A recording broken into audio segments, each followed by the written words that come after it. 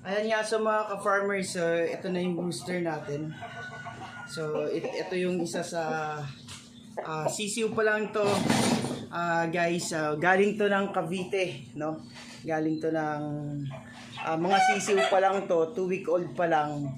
Kinuha ko na siya sa Cavite. Ayan. So medyo malaki, laki nito. Siguro lagpas 3 kilo to, or kulang, 3 kilo. Yan, tignan nyo naman guys, oh. Yung laki niya, di ba? So halos maano niya na yung katawan ko, makover niya na. Tsaka si bigat nito. So ito, bibigyan natin to ng vaccine. Yan, para mas mapanatili natin na healthy ang ating mga manok.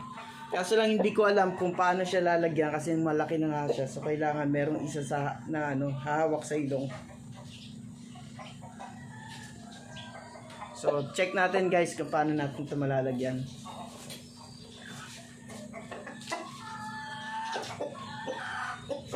So make sure lang na ilayo sa ating mga hayop or mga aso dahil gustong-gusto nila to, lalo na itong aming aso, no?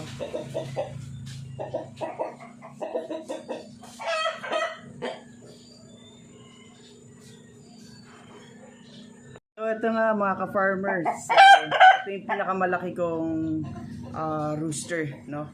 Ito yung galing sa bayaw ko. Binigay niya lang sa akin to kasabay ng mga nandoon. So yung mga nandoon magkakapatid. So kaya binigay niya sa akin to para hindi magkaroon ng problem sa pagbibreed. Yan. So ito mahigit siguro 3 kilo to. So bigat na to, laki. Okay. So dahil nga matapang to, minsan natutuka ako, yan. Katulad kanina, tinuka ako. Kaya ito yung pinaka-alpha rito.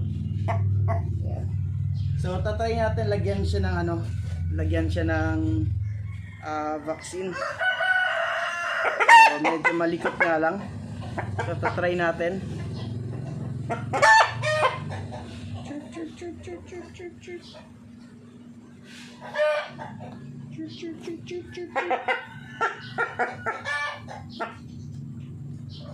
So medyo mapalag nga lang siya, mga farmer.